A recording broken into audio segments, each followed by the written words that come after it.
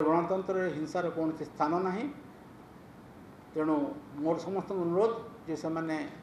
Police को एवं प्रशासन को साहाय्य करेंगे एक मुक्त एवं अबाध निर्वाचन प्रक्रिया पाई आपण माध्यम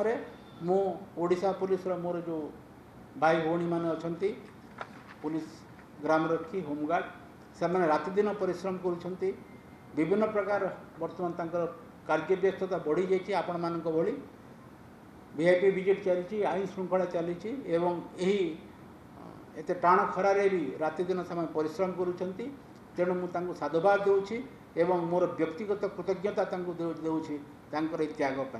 एसआईटी तदंत चली आउ 2 जन गिरफ होती से मैंने सब प्रकार एविडेंस कलेक्शन करेंगे एसआईटी गोटे दिन तदंत काली तदंत आरंभ करी 2 जन को अधिका आउ 2 जन अरेस्ट होती सबू सबू माने शुणु आपणकर जेहेतु वर्तमान इलेक्शन प्रोसेस चली जी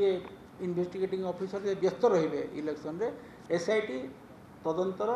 सब प्रकार दिग को देखिबो एवं what is more important evidence collection कर खलिकोट घटनाटा आमे जहाँ मुझे बुझिली मोर जो सोर्स भी बुझिली जे एटा आकस्मिक थिला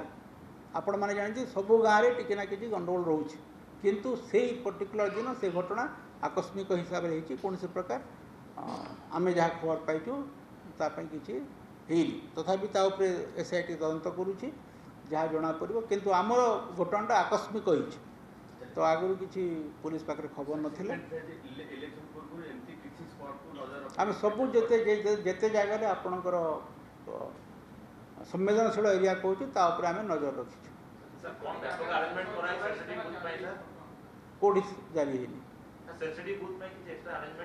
मु कहली आपन को जो सेंसिटिव बूथ क्रिटिकल बूथ अच्छा सबुठी आमर अर्धसामरिक बाहिनी बर्तमान नियोजित अच्छा मु आपन कहली जिते सब संवेदनशील अच्छा से आम गोटे जन एडिशनल डीजी को रखीचु जी कि परिस्थिति पर नजर देवे एवं गंजाम को specially 20 company central arm police forces दिखाई सबु संवेदन बूथ रे आपणकर सीएपीएफ रहिबे एवं जेमती शांति श्रृंखला सहित निर्वाचन समापन हुए आम ध्यान देव आपन कही जिते निर्वाचन हिंसा हम आम कौन प्रकार निर्वाचन हिंसा को आम टॉलरेट करूनी शून्य सहनशीलता आम नीति हम जी गंडगोल कर बांधबू तो गिरफ करूँ कोर्ट पठेबू एवं केसटा को आम अतिशीघ्र चार्जसीट करूँ ट्रायल करूँ एवं देखू 6 मास भितर से जमी सजा पाए आम गोटे अबाध निरपेक्ष निर्वाचन प्रक्रिया प्रतिश्रुतिबद्ध अच्छु ये निर्वाचन आम आमर जो भारत निर्वाचन कमिशन पाखे उत्तरदायी तेणु आमर जो मैंडेट अच्छी गोटे अबाध मुक्त और निरपेक्ष निर्वाचन करने से निर्वाचन करने प्रतिश्रुतिबद्ध।